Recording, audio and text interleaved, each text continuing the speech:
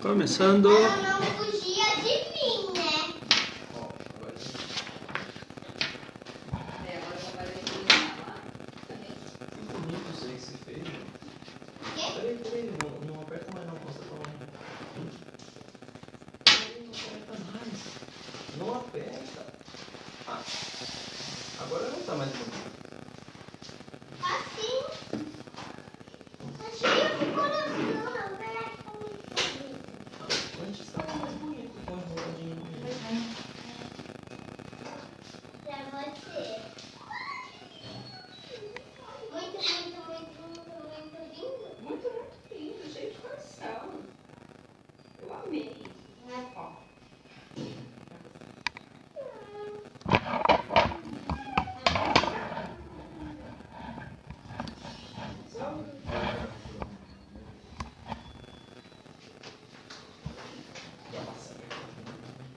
Lá vai tomar um pinote. Boa tarde, pessoal.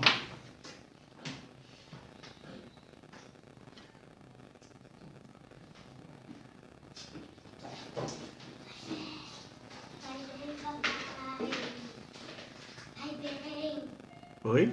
Vai bem. Pra fazer bem? Tá bom, obrigado. Começou. Boa tarde, pessoal. Sejam muito bem-vindos, sejam muito bem-vindas. Esse é o Pergunta pro Vagnão desse sábado. Lembrando que a gente está ao vivo no YouTube, no Instagram e no Facebook. Então, a live aqui que a gente faz todo sábado, que faz parte do projeto Perícia Sem Segredo, projeto onde eu auxilio os profissionais de segurança do trabalho a atuarem como assistentes técnicos em processos com pedidos de insalubridade e periculosidade. E o Instagram já começou a dar pau aqui. O Instagram tá difícil de fazer live. Então, projeto onde eu ajudo aí o pessoal a atuar com perícias trabalhistas e faturar na área e ser um profissional diferenciado. Boa tarde, Flávia. Profissional realmente diferenciado que consiga ter resultados atuando como assistentes técnicos, né? Bom, vamos lá. Ontem encerramos as inscrições do curso, né, do Expert em Perícia. Essas inscrições, tem gente que me pergunta, então essa é até a primeira pergunta de hoje, né? Por que as inscrições do curso Expert em Perícia não ficam abertas de forma constante, né? Eu até queria explicar para vocês. Por que as inscrições não ficam abertas de forma constante, né? A gente faz a divisão do curso em turmas. Para eu poder conseguir dar atenção. Como a ideia do nosso curso é realmente a gente caminhar junto com o aluno, né? Então, eu poder dar toda a assessoria necessária para o aluno realmente obter os resultados, conseguir aprender realmente na prática como atuar em perícias trabalhistas, em processos trabalhistas. Então, eu não deixo as inscrições do curso abertas de forma contínua por causa disso. Senão, eu não consigo dar atenção para as pessoas, né? Que nem ontem nós encerramos as inscrições e cada turma tem um grupo de WhatsApp onde eu converso com o pessoal e tal. Hoje já vieram várias questões de dúvidas que as pessoas têm e eu dou total assessoria a eles, dou total atenção a eles, né? Então, se o curso ficar aberto de forma constante, eu não tenho como fazer isso, né? De uma forma ordenada, organizada, de uma forma com qualidade. Por isso que as inscrições abrem de tempo em tempo, conforme a gente vê aqui que a gente consegue dar andamento, né? Em todo o trabalho que a gente planeja fazer com a turma. É por isso que eu abro as inscrições de tempos em tempos, que é realmente para dar atenção para os alunos, para caminhar juntos. É o que eu sempre digo, juntos nós vamos longe, né? Então eu ando junto com os meus alunos, tá? Então é por isso que as inscrições abrem de tempos em tempos e agora não sei quando vai ter outra turma, ainda não tem data definida, né? Vai depender aqui de como a gente vai conseguir planejar, né? A gente vai fazendo planejamento, tem um planejamento macro feito, aí a gente vai afinando conforme as coisas vão acontecendo, tá bom? Então era esse um esclarecimento que eu queria deixar sobre as turmas, né? E vamos começar começando. Quais equipamentos e valores são necessários para iniciar na área de perícias trabalhistas, né? Qual o investimento necessário para começar na área? 0. Se você tem um telefone celular, se você tem nem um computador precisa propriamente dito, vai precisar para redigir os pareceres técnicos, né? Então, se você tem um telefone celular, um acesso à internet e um computador, você já consegue atuar na área. Pô, Wagner, mas tem aqueles equipamentos lá de medição, dosímetro, decibelímetro, árvore de termômetros, bomba gravimétrica, acelerômetro, são caros, né? Sim, são caros, mas o assistente técnico não precisa fazer medições na perícia, né? Quem faz a medição na perícia é o perito. O assistente utiliza os dados do perito e os dados que a reclamada tem. Então, o assistente técnico, para a atividade de acompanhamento da perícia, né, para a atividade, o profissional que atua como assistente técnico, boa tarde, Paty, ele não precisa ter necessariamente os equipamentos de medição, porque na perícia quem faz a avaliação é o perito. Ah, mas eu quero prestar mais serviços para os meus clientes, eu quero prestar serviço de avaliações de laudo extrajudicial, parecer extrajudicial, né, LTCAT, fazer avaliação de ruído, laudo ambiental, tudo bem, aí você investe no equipamento, mas não por conta da atividade como assistente técnico. Assistente técnico é 0. O investimento total aí nos equipamentos necessários para as avaliações gira na faixa aí de 50 a 60 mil reais, né? Então é um investimento bem considerável, que você demora um período de tempo razoável para você ter o retorno desse investimento, né? Então, uma das grandes vantagens de você iniciar como assistente técnico, ao invés de iniciar como perito, é justamente o investimento inicial.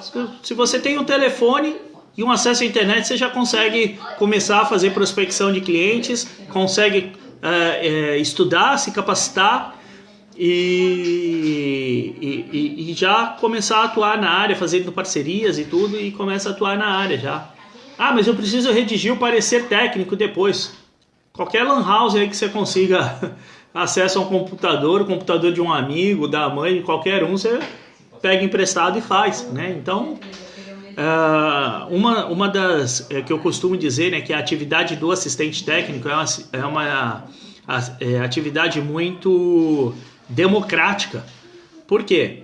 Porque você não necessita de grandes investimentos para iniciar, e uma outra coisa é que qualquer profissional da área de segurança pode atuar, né? Basta ter conhecimento na área. Então técnico, tecnólogo, engenheiros, qualquer um desses profissionais consegue atuar. Então é uma atividade bastante democrática. E por que só o perito faz avaliação na perícia? Vamos lá, tem muita gente que não entende bem essa parte. E é normal.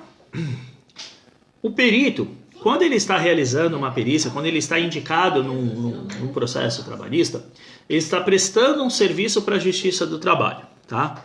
E neste momento ele tem fé pública. Ou seja, o que ele fala é a verdade. Então o juiz confia nesse perito e o que ele fala o juiz toma como verdade. O assistente técnico, seja do reclamante ou da reclamada, está a serviço de uma das partes. Então, a atuação dele não é isenta de interesses. Ele tem o interesse de dar o resultado que a parte necessita. Afinal, ele foi contratado para isso, ou ele é funcionário da empresa, né? Então, qualquer avaliação que o assistente técnico faça que dê contrário ao que a outra parte deseja, vai ser impugnado, né? Então, o assistente técnico da reclamada fez a avaliação, deu 83 decibéis. A do perito deu 86, a do assistente deu 83. O assistente ou o advogado do reclamante vai impugnar a avaliação do assistente técnico, dizendo que defende os interesses da parte, então não pode ser levado em consideração.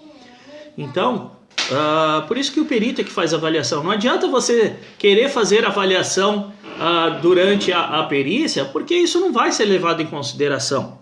Mas eu não poderia agregar valor ao meu trabalho fazendo uma avaliação?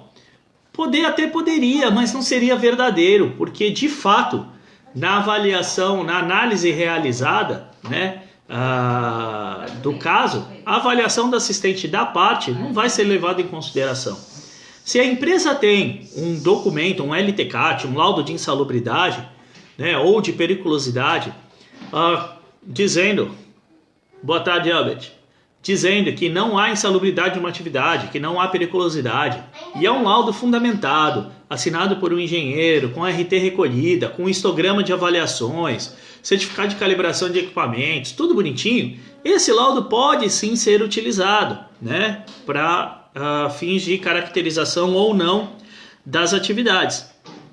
Por quê? Porque é um laudo robusto, é um laudo feito de uma forma bem completa. Não é uma simples avaliação feita numa perícia, né? Então, no fundo, o que vai valer é a avaliação do perito. Se você tem um laudo dessa forma, você deve utilizá-lo para, de repente, impugnar a avaliação do perito. Falar, olha, o meu LTCAT, o meu laudo de insalubridade aqui, foi feita a avaliação de ruído durante 8 horas e deu 83 decibéis. O perito avaliou 10 minutos e deu acima. Como que ele comprova que 10 minutos foi suficiente para avaliar toda a jornada de trabalho? Então você tem argumento até para contestar o laudo do perito, né? Então, se você tem um laudo robusto, é ele que você vai utilizar.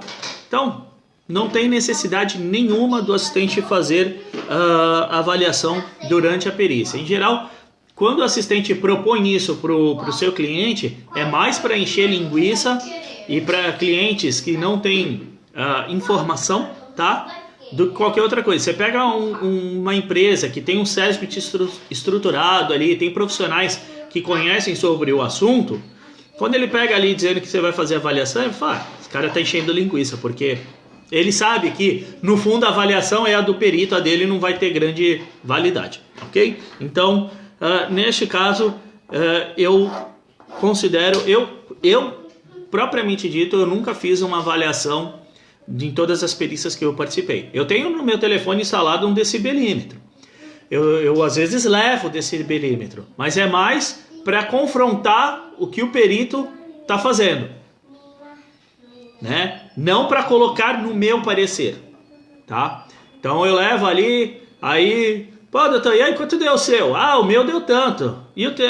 Não, realmente bateu. Não, ficou um pouquinho fora, mas tudo bem e tal.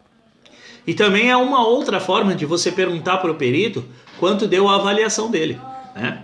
Agora não vai um assistente técnico investir 30 mil num acelerômetro para avaliação de vibração que não vai usar. O perito não vai ficar esperando você avaliar a vibração, porque a avaliação é uma avaliação de por vez. Não tem como você avaliar, colocar 2 sensores juntos, né? É uma avaliação por vez que é feita. O perito não vai avaliar e depois ficar esperando você avaliar e tal, para depois seguir a perícia. Esquece, né? O perito vai fazer a avaliação dele e vai tocar o barco, tá? Então, não há necessidade nenhuma de investir em equipamentos para fazer avaliação durante a perícia. O investimento para começar como assistente técnico é zero. Se você tem um telefone celular com uma conexão de internet já, o seu investimento é zero. Você pode começar hoje a fazer prospecção de clientes, a fomentar suas redes sociais, a buscar parcerias, tudo através do teu telefone mesmo, tá bom? Uma outra de avaliação aqui. Se a empresa não realizou avaliações de agentes químicos e o perito não faz avaliações quantitativas durante a perícia, ainda assim ele poderá caracterizar a insalubridade? Depende. Vamos lá. Vamos dizer que o reclamante está alegando exposição a um produto químico X, tá? E a empresa, e esse produto demanda de avaliação quantitativa. Ele está inserido no anexo 11 da NR15, tá?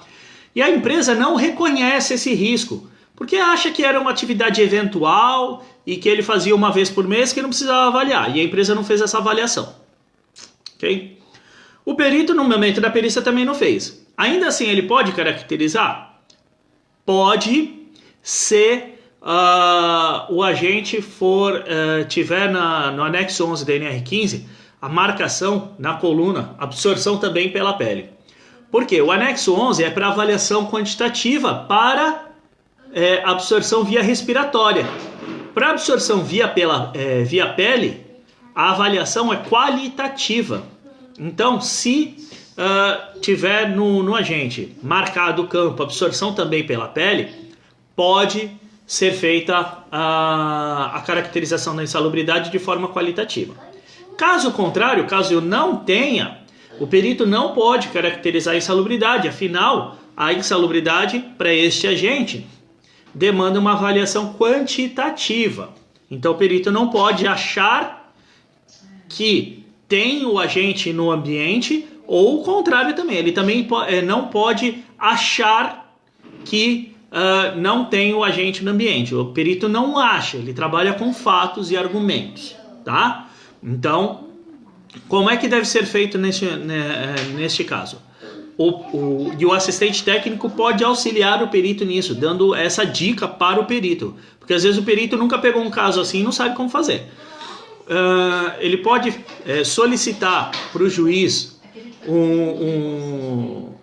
uma nova proposta de honorário, ele apresentar ao juiz uma nova proposta de honorário, solicitando honorários complementares para cobrir o custo dessa avaliação que ele vai fazer e uma nova data para a realização dessa avaliação, tá? E explicar que a empresa não avaliou este risco porque não entende fazer parte ali dos riscos existentes no ambiente de trabalho do reclamante, mas que para a elucidação do caso ele tem que fazer a avaliação. Então, o juiz vai deferir ou não. Lembrando que a empresa é que é responsável pelas avaliações, né? O responsável pela avaliação no ambiente de trabalho não é o funcionário, é a empresa. Então, o juiz pode até imputar à empresa o custo dessa análise, ok? Ou o perito coloca, como agora quem perde a perícia é que paga, o perito já embute ali, o juiz, desculpa, já embute ali nos honorários para quem perdeu a responsabilidade de pagar. Então, se a empresa perdeu, paga porque não viu esse risco, não avaliou esse risco antes. Se o Instagram está me derrubando. Vou esperar ele reconectar, que é importante. Então, se a empresa perdeu, ela paga porque não avaliou esse risco antes. Se o reclamante perdeu, ele paga porque foi feita uma análise em função de algo que ele achava que existia, mas não existia. Tá bom? Então, o assistente pode ajudar isso daí. No caso, a parte está perguntando aqui, no caso da exposição ao calor artificial, seguinte exposição. As chapas de madeira saem da estufa e é utilizado um produto na lâmina quente. Sai um vapor bem desconfortável, não utilizam máscaras. Mas esse produto é à base de água. Como avaliar isso? Bom, primeiro tem que ver a composição desse produto, Patrícia. Para avaliar que tipo de vapor que pode estar sendo emanado, tá? Então tem que entender qual a composição do produto para avaliar quais os vapores que podem estar sendo emanados para verificar a necessidade de uma avaliação. E isso é com relação ao agente químico. Tá? Com relação ao calor, tem que fazer uma avaliação de calor no local ali onde as pessoas fazem essa atividade de aplicação desse produto na chapa quente, tá? Para ver se existe alguma incidência de calor com relação a isso, tá? Então, primeira coisa, avaliar o produto que é utilizado, ver se existe limite de tolerância, né? Para algum dos compostos desse produto. Então, qual é o produto? É o produto XYZ. Legal. Quais são os compostos? Qual é a composição desse produto? A, B e C. Beleza. Para A, B e C, tem limite de tolerância? Tem para o B. Então, eu vou fazer uma análise do B, uma avaliação quantitativa do B. Tá? Se a gente estiver pensando em proteção do trabalhador e consultar na CGIH. Se a gente está pensando somente em insalubridade, NR15, ok? E o calor, avaliar o calor ali na hora que a pessoa está aplicando para verificar se o IBUTG está acima ou não. avaliou o IBUTG e deu abaixo. Ok, sem problema. Deve ser um ambiente aberto, porque assim, por mais que as chapas saiam quente, imediatamente que elas saem da estufa, elas começam a resfriar, né? E às vezes é um ambiente aberto, tem circulação de ar, realmente não fica calor concentrado. Então, mas é importante a empresa ter a sua própria avaliação, né? Para entender se está ok ou não está ok. Tá? E do agente químico tem que avaliar essa questão. Se o perito não avaliou, ele fez errado a avaliação. Deixa eu ver se tem alguma outra pergunta. Lembrando, galera, quem quiser enviar pergunta, eu já respondo na hora aqui, tá? Se tiver dúvida, manda aí que eu já vou respondendo. Esqueci de comentar isso daí. Não avaliou o vapor, então ele fez errado. Tem que avaliar qual produto utilizado, pegar a FISP desse produto, entender qual é a composição. Dentro da composição, pegar os agentes que compõem esse produto e verificar na NR15 se tem limite de tolerância. Se existe limite de tolerância, tem que fazer a avaliação. A gente está falando de prevenção, aí vai na CGIH, tá? E avaliar se esse produto como um todo não enquadra em nenhum das condições existentes no anexo 13 da NR15, porque pode dar insalubridade por inspeção no local de trabalho também, tá? Então tem que ser as duas partes. Deixa eu só riscar aqui. Luciana, eu queria que você comentasse sobre os passos para se cadastrar e iniciar na Justiça Federal e Estadual. Então, Luciana, o nosso foco aqui é a atuação do assistente técnico e não do perito, né? O assistente não precisa fazer cadastro em lugar nenhum. Essa é uma outra vantagem da atuação do assistente. Ele não precisa fazer cadastro em lugar nenhum, tá? O cadastro para o perito é totalmente online hoje em dia. É só você entrar no site da Justiça do Trabalho, do Tribunal de Justiça, que você consegue fazer o cadastro facilmente lá. É bem simplesinho de fazer o cadastro, tá? O assistente técnico não precisa de cadastro nenhum, é só realmente estabelecer as parcerias e já começar a atuar, ok? Peço desculpas de não conseguir dar mais esses detalhes, tá? Mais para frente a gente vai ter aí algumas coisas focadas só para o perito, mas por enquanto é só assistente, tá bom? O CAS number dos agentes de risco de um produto, qual se deve avaliar?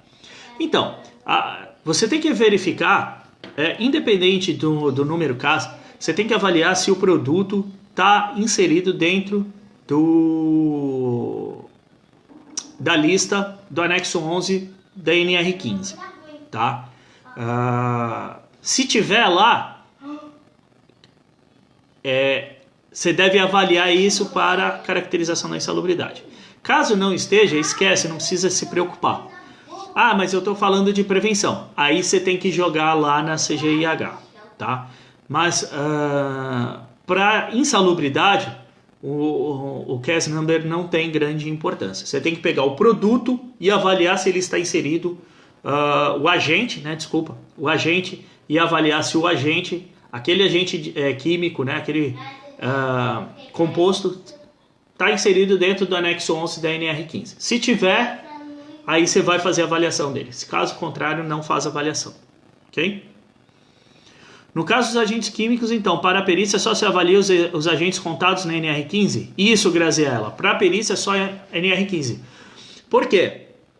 Insalubridade, a única dispositivo legal que fala sobre caracterização da insalubridade é a NR15, né? Tanto que essa é uma questão que basicamente existe no Brasil, tá? Em outros locais não se fala nisso, né? Existe basicamente no Brasil, na Justiça do Trabalho nossa aqui, né? Então, quando a gente fala em insalubridade, é NR15 direto. Fala, mas não está na NR15. Se não está, esquece, não caracteriza insalubridade. Mas tem limite na CGIH. Não importa. A CGIH a gente vai avaliar quando a gente estiver falando em prevenção do trabalhador. Quando a gente está falando em insalubridade, esquece a CGIH, só o que vale é a NR15, tá? Assim como a periculosidade, né? O que vale é o que está na NR16. Assim, dois exemplos clássicos que eu cito. Uma é da poeira vegetal, né? Por exemplo, que nem eu moro aqui em Santos, tem o porto aqui, né? Tem muita poeira, farelo de soja, de milho, não dá direito à insalubridade, por mais que o armazém é uma nuvem, mas não dá direito porque não está na NR, tá? Em determinadas faixas de concentração e granulometria, que é o tamanho do grão, essa poeira até é explosiva, mas não está também como periculoso porque não está na NR16. A altura é uma atividade extremamente perigosa, mas que mata muita gente. Não está na NR16, não é periculosa. Tá? Então, é só o que está na NR15 e NR16 que caracteriza. A Luciana, no caso dos técnicos de enfermagem que trabalham em ambulatório da empresa e realizam atendimento e parte administrativa, faz jus grau médio? Sim, trabalhadores, pessoal técnico de estabelecimentos destinado ao cuidado da saúde humana faz jus a grau médio, tá? Então, pessoal técnico, tá? Se a pessoa só faz a triagem, ali tem uma recepcionista que só faz triagem e tal, aí não tem previsão na norma, tá? Agora, pro pessoal técnico, sim, caracteriza grau médio, tá bom? Vamos lá.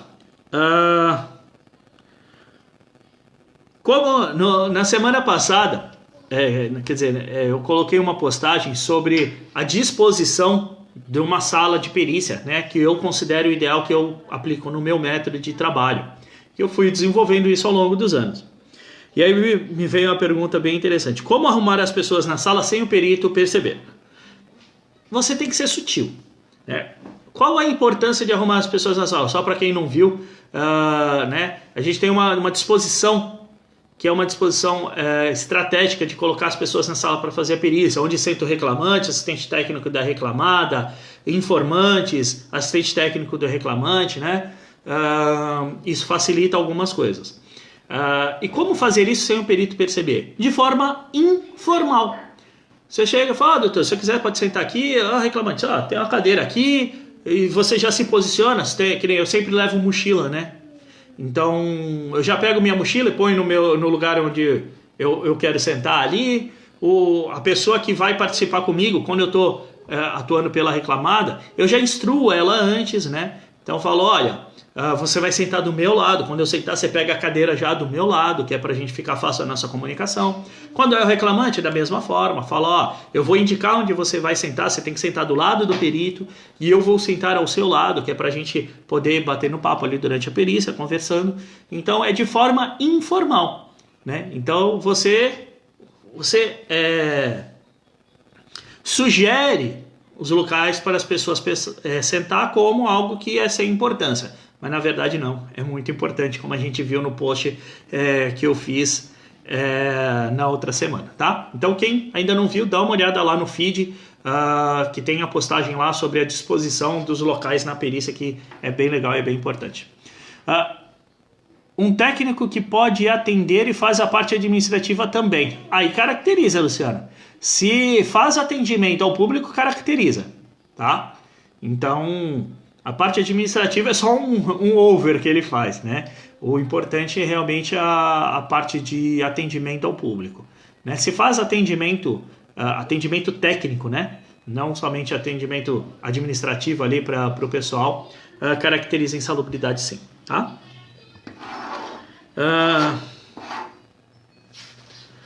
Isso aqui é uma pergunta que já foi feita hoje, lá para o pessoal que fez as inscrições no curso, já está começando a tirar as dúvidas, né? Como elaborar um parecer técnico? Então, é uma das minhas alunas que já fez uma perícia, mas ainda não tem experiência na elaboração do parecer. Então, eu vou trazer aqui para vocês um pouco do que eu passei para ela ali no grupo da turma do curso. Então, duas coisas. Primeiro passo, organizar as informações. Por isso que eu sugiro o uso do formulário de acompanhamento de perícias. Ele facilita muito a organização das informações na hora de você elaborar o parecer, tá? Então, organizar informações. Quais foram as informações do reclamante, as informações da reclamada, quem deu cada uma das informações, se teve paradigma, o que o paradigma falou, né? Tudo direitinho ali. As datas, né? Então, organizar todo o fluxo de informações que você teve durante a perícia. Depois, se você conseguiu tirar as fotos na perícia, organizar as fotos, cada um dos locais que você teve as fotos que você tirou lá, tá? Depois disso, aí você tem que entender, antes de começar a fazer o parecer, você tem que entender o parecer, né? O pessoal do curso, eu dou uma espinha, né? Uma estrutura de modelo de parecer, era um dos bônus até do curso, então eles têm acesso a esse modelo, tá? Mas a primeira coisa que você tem que entender é o que foi buscado na perícia, porque mais importante do que o que tenha sido falado é o que foi avaliado, né? Então, o que foi avaliado? Teve 3 agentes ali avaliados. Teve ruído, vibração e inflamáveis. Estou chutando aqui, tá? Então, o que eu preciso para caracterizar esses agentes? Então, eu preciso entender isso. Uso do protetor auricular, exposição acima do limite de tolerância, né? O que eu preciso para caracterizar e para descaracterizar, né? Então, eu tenho que entender isso aqui. Entendi isso daqui, como que eu vou fazer o contrário? Tá? Contrário daquilo que me interessa. Então, assim, eu preciso entender. Ruído. Como é que caracteriza o ruído? No caso do assistente técnico, do reclamante, o interessante para ele é caracterizar. Então, como que caracteriza o ruído? Dando a avaliação, dando acima do limite de tolerância e não tendo uso de EPI de forma adequada. É assim que caracteriza. Então, ele vai buscar evidenciar isso no parecer técnico dele. O assistente técnico da reclamada. Como é que descaracteriza o ruído? Estando abaixo do limite de tolerância e com o uso dos equipamentos de proteção. São as duas formas. Mas deu acima na avaliação do perito. Então eu tenho que ir no uso dos equipamentos de proteção. Então eu vou evidenciar no parecer o uso dos equipamentos de proteção e descrever isso no parecer, né? Que era usado ou que não era usado, que o limite deu acima ou que deu abaixo e o porquê, né? Comparar com o que está descrito na NR15. Então, descrever toda essa situação. Então, primeira coisa, ilustrar com fotos. Se você conseguir tirar fotos, ilustrar com fotos. É muito importante, porque você facilita com que o juiz visualize o caso, tá? Então, às vezes você pega ali o laudo pericial, o laudo pericial não está rico em foto, está pobre. No seu parecer, você deixa ele bem ilustrado e fica fácil do juiz ver.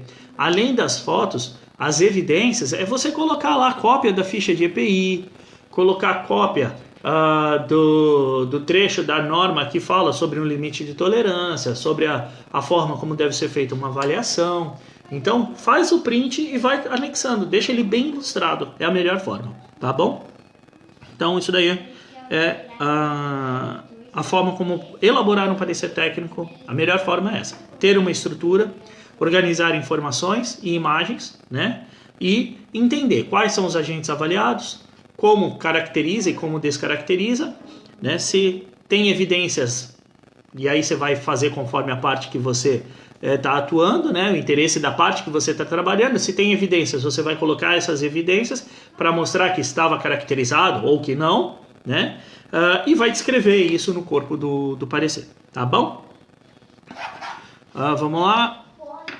Em questão de permanente e eventual é muito complicado. Existe uma regra para se contestar a visão do perito? Sim, Graziella, existe uma regra para contestar a versão do perito. Primeira coisa, nos quesitos, antes da perícia, nos quesitos técnicos, né, apresentados, que chamam de quesitos regulares, você já deve questionar o perito se você entender ou identificar que existe ali alguma questão que envolve condição de exposição ao risco, né, habitual intermitente, habitual e permanente, eventual. Você já deve perguntar antes para o perito qual o conceito utilizado por ele para essas formas de caracterizar o risco. Por quê? Porque não tem lugar nenhum, né? Só tem a súmula 365, que fala lá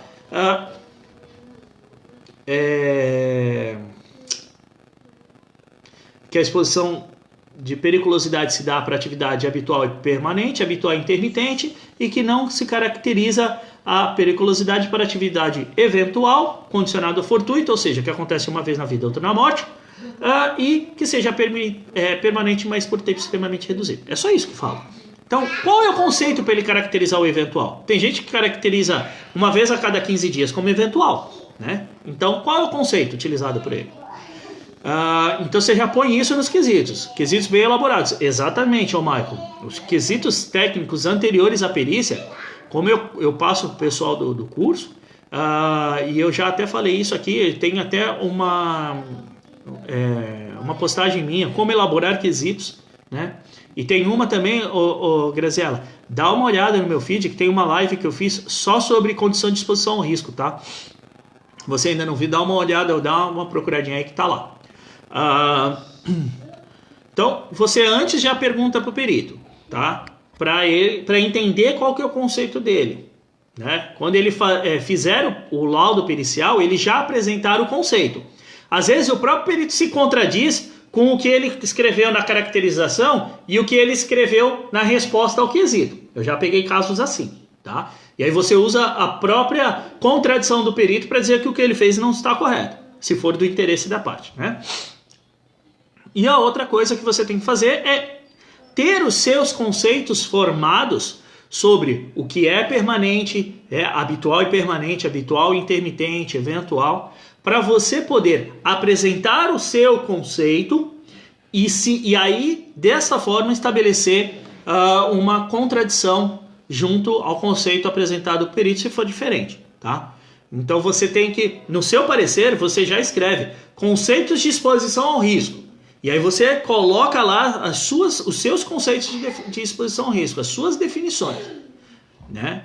E se o laudo do perito apresentar alguma coisa diferente do que você entende ser habitual e permanente, intermitente, você na impugnação, né, na contestação ao laudo pericial, você questiona o conceito apresentado pelo perito, questiona tecnicamente. Fala, como é que pode, por exemplo, sobre o eventual, como é que pode uma atividade que é realizada uma vez a cada 15 dias ser considerada eventual, se na súmula 365 o eventual é condicionado ao fortuito? E o que é o fortuito? Dicionário. Vai no dicionário. O que é o fortuito? É alguma coisa que acontece ao acaso, ou seja, uma coisa sem repetição, uma coisa que aconteceu de forma única, né? Então você questiona o conceito do perito, tá? Então é dessa forma aí que a gente consegue contestar conceitos. Você coloca o seu para questionar o dele. Mas para isso você tem que ter o teu formado, então precisa estudar a parada, tá? Dá uma olhadinha nessa live de conceito de exposição ao risco, que ela tá matadora. No YouTube. Oi? No YouTube também. É verdade, tá aí sempre me socorrendo aqui. E tá lá no meu canal do YouTube também. Quem não acessou o canal do YouTube, se inscreve lá, porque todas as lives vão para lá, tá? Luciana, eu também concordo que os quesitos bem elaborados garantem o sucesso da perícia. Exatamente. Eu costumo dizer que o quesito ele é uma das partes mais estratégicas, né, do trabalho do assistente técnico. O quesito inicial, ali, o quesito regular, ele é um quesito trabalhado a longo prazo. Por quê? Porque você elabora ele já pensando lá na perícia, lá no laudo pericial, o que o perito pode caracterizar, o que não pode caracterizar. Por isso que é importante uma análise inicial bem feita, né? Saber fazer a análise da petição, da documentação, tudo isso.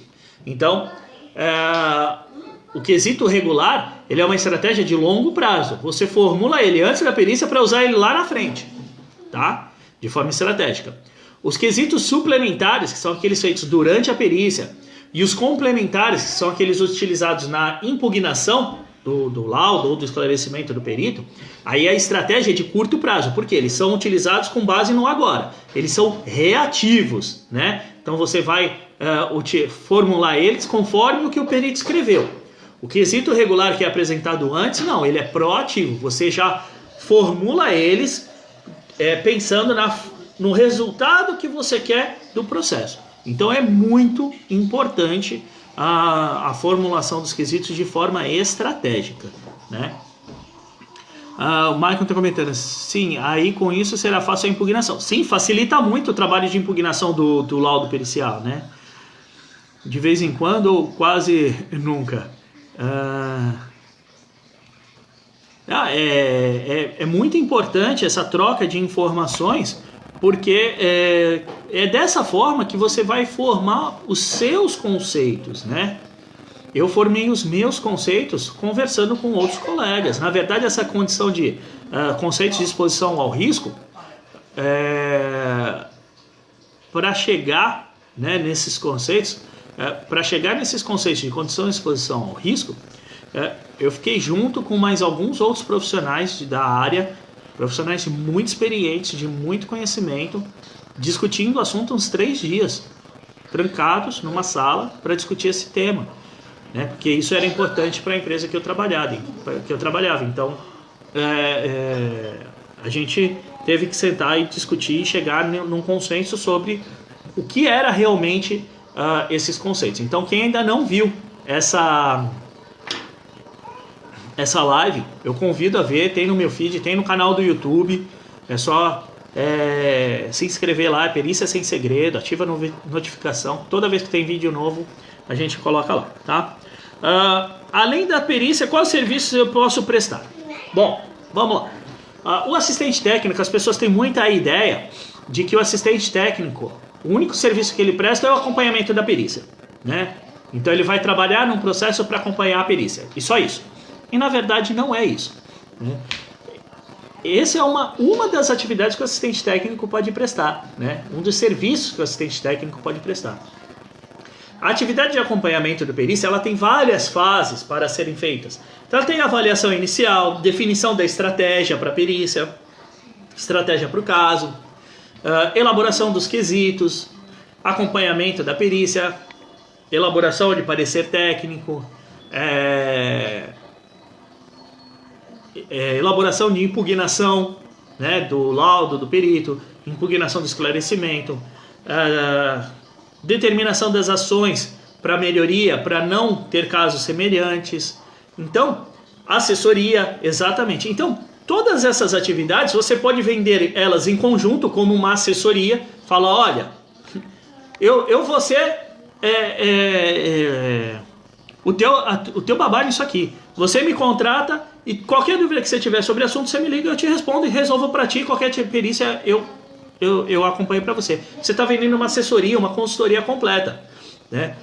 Ou você pode vender apenas uma impugnação, né? Por exemplo, tem um advogado que teve um processo ali por parte do reclamante ou da reclamada e o laudo pericial foi desfavorável.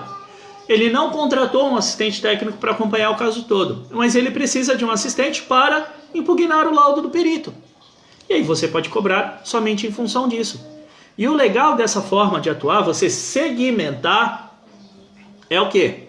É você expandir o seu mercado. Porque quando você fica condicionado apenas no acompanhamento da perícia, o acompanhamento da perícia você tem que estar ali, fisicamente presente. Então, fora do lugar onde você trabalha, é difícil você atuar, correto? Que nem, eu tenho um cliente que eu vou acompanhar a perícia para ele em outros locais, mas é local que ele já não tem mais ninguém, é um contrato encerrado, qualquer coisa assim, então eu vou. Então, eu viajo para ele por isso. Caso contrário, seria inviável ir fazer o acompanhamento de perícia para ele longe, né? Com esta forma de atuar segmentada, onde você consegue fazer um trabalho mais amplo, você expande o seu mercado para qualquer lugar do Brasil. Porque você não precisa estar presente para fazer o trabalho, né? Eu tenho uma advogada que é parceira no Mato Grosso, né? E ela manda as informações para mim. O último caso, ela mandou as informações para mim, eu elaborei a impugnação e devolvi para ela, lá no Mato Grosso, e eu aqui em Santos e São Paulo. Então, facilita e você abre o seu mercado. Ao invés de atuar somente num mercado restrito ali da região onde você mora, você tem o Brasil inteiro para trabalhar, então isso facilita bastante, tá bom? Compliance trabalhista completa, exatamente. Mas existem clientes, Maicon, que não estão interessados em ter um compliance trabalhista completo, porque não tem uma demanda grande, é um ponto específico, né? E aí não contrata um assistente técnico de forma definitiva, contrata para trabalhos spot, né? Trabalhos pontuais. Então é importante essa visão de segmentação da atividade para poder abrir o mercado e ter uma atuação muito maior, com um número muito maior de clientes, e isso é que faz rodar aí o giro do negócio, tá bom? Vamos lá, dá mais tempo aí para mais uma ou duas. Não encontro vagas, isso é também uma outra questão que foi enviada hoje pelo pessoal do curso, né? Não encontro vagas com a descrição de assistente técnico. Como é que se procura, né, as vagas para profissionais de segurança que querem atuar nesse mercado? Vamos lá. São poucas as vagas existentes para assistente técnico especificamente, tá? Essas vagas surgem normalmente nas empresas que trabalham especificamente com perícias, né? Eu vou citar duas aqui, não porque eu tenho qualquer tipo de ligação com elas, tá? É só porque me veio à cabeça o nome agora, que é a Vendrame e a Fábio Proto. Então, nesse tipo de empresa que trabalha especificamente com perícias, você pode ter uma vaga com a descrição de assistente técnico, tá? No mercado de trabalho, no mercado de busca de vagas, normalmente você não vai encontrar vaga com essa descrição no título. O que você vai encontrar é técnico em segurança, analista de segurança, engenheiro de segurança, supervisor, coordenador, as vagas comuns, tá? E na descrição das competências exigidas é que está lá a competência de saber acompanhar na perícia, fazer perícia ou conhecimento em insalubridade, periculosidade. A sugestão que eu deixo para vocês que querem procurar vagas nessa área é colocar no campo de busca, tá, perícias, porque aí, e colocar lá em todo o texto, né, não somente no título da vaga, qualquer palavra, aí você põe lá, perícias. Porque tudo que tiver relacionado a perícias vai aparecer para você. E aí você vai ter acesso a muitas vagas. Vai vir um monte de vaga que não tem nada a ver. Tá, tudo bem, você passa a bola, né? Normal. E é assim, né? Quem quer realmente, quem está buscando, quer correr atrás, ver o maior número de vagas possíveis, tá? Garimpar, né? Hã? É garimpar, como a Thaís está falando, você tem que garimpar. Então vai vir algumas que servem, outras que não servem, segue o jogo, né? Uma época que eu fiquei desempregado, eu chegava a ver 300, 400, 500 vagas num dia, né? Para ir buscando cada dia mais, cada dia mais, cada dia mais, cada dia mais. Aí depende do que você quer, né? Uma coisa que eu li ontem, né?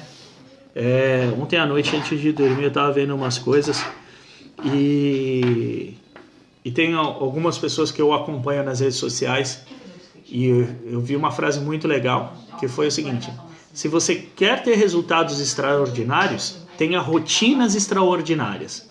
Então, se você quer encontrar a vaga, você tem que buscar mesmo.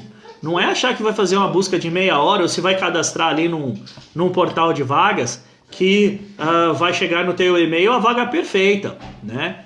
Então você tem que ir atrás. Assim como se você quer atuar como assistente técnico, como um prestador de serviço, não vai achar que os caras vão vir bater na tua porta e falar: faz uma perícia para mim aí. Não, você tem que buscar, você tem que ir atrás. Resultados extraordinários é fruto de um trabalho extraordinário. Então, é fazer contato com advogados, com contadores, com profissionais da área, outros profissionais da área que já atuam com perícias. Fala: olha, posso te acompanhar, mas não adianta fazer 1 contato no dia, 10 contatos no dia. Vai fazer 100 contatos num dia, 200 contatos num dia. Para chegar no final do mês, você realmente ter uma base ali bastante robusta de contatos e poder ter a possibilidade de ter alguém, né, que fala: ok, gostei da tua forma de trabalhar, de falar, de se apresentar. E aí começar a estabelecer uma parceria, né? Depois do primeiro, aí vem o segundo, é um de cada vez. Não adianta querer falar: não, vou ter 500 clientes já. Não vai, né? Mas resultados extraordinários vem de rotinas extraordinárias, isso é fato. Então, a gente tem que fazer sempre mais para poder chegar aonde a gente quer, tá? Última pergunta, como analisar a FISPIC dos produtos? Isso não é simples de resolver, não é rápido. Eu vou até fazer uma live sobre isso, eu vou programar uma live sobre FISPIC, tá? Como analisar uma FISPIC de produtos? Bom, existem alguns pontos chaves. Eu vou dar aqui para vocês assim um resumo bem dentro do tempo que eu tenho possível aqui. Tem algumas coisas chaves que você tem que analisar na FISPIC, tá? Primeiro, o produto, né? Se é o produto correto, porque existem às vezes produtos que são semelhantes, tem o nome semelhante, tem o produto que é o Luizinho XYZK. E aí você tem o Luizinho XYZJ. São dois produtos que podem ser completamente diferentes, ter apenas a mesma base de nome, tá? Então tem que entender realmente o nome do produto, se é o produto certo. Depois entender qual a característica desse produto, o que esse produto é, se é uma mistura, se é um composto puro, o que ele é. Entender o que tem na composição desse produto. Então você tem que avaliar a composição desse produto para ver se tem algum agente ali que caracteriza limite de tolerância ou não, tá? E saber que raio é aquilo ali, né? Depois disso você tem pontos-chave a avaliar. Um dos pontos-chave são equipamentos de proteção necessários para manuseio do produto, formas de armazenamento, porque existem produtos que, dependendo da forma como ele é armazenado, ele libera compostos tóxicos, tá? Equipamentos de proteção para esse produto, para manuseio do produto, ponto de fulgor do produto, para verificar se ele é periculoso ou não, e características de transporte. Transporte, Wagner, por quê? Porque dependendo do... Só voltar aqui o Instagram só um minutinho. Dependendo da classe de risco de transporte, você pode fazer uso dessa informação para descaracterizar a periculosidade por inflamáveis, tá? Com base no item 4 do anexo 2 da NR16. Então esses são os pontos mais importantes para se avaliar, tá? Eu vou fazer uma live específica sobre FISPIC para ajudar vocês aí em como analisa uma FISPIC. Tá bom, galera? Bom, isso era o que eu tinha para hoje. Né? Meu tempo está esgotando, daqui a pouco o Instagram me derruba aqui e eu não consigo salvar nada. Obrigado mais uma vez a todos que estiveram aqui, dividir um pouquinho do tempo desse sábado aqui comigo. É muito gostoso. Eu sempre falo, é o quadro que eu mais gosto aí dentro do projeto Perícia Sem Segredo, é o Pergunta pro Wagner, porque a gente consegue interagir bastante, né? Então, muito obrigado. Achei muito bacana essa live, parabéns. Se algum colega precisar de algo no Litoral Norte, estou à disposição. Olha, Luciana, é legal, eu estou em Santos aqui. Né? Qualquer coisa de informação que precisar, né? O network é fundamental na nossa área, né, pessoal? Então é isso aí. Tá bom? Obrigado, um beijo no coração de todos. Fiquem com Deus e até terça-feira, live P360 às 21 horas. Não se esqueçam, live P360. Até mais, gente. Qualquer dúvida, qualquer pergunta, vai mandando aí que no sábado que vem a gente tem mais uma pergunta pro Wagner. Beijo no coração. Eu vou ter que mandar outro beijo para vocês. Beijo no coração, porque o Instagram me tesourou aqui. Beijo no coração, galera. Valeu, forte abraço.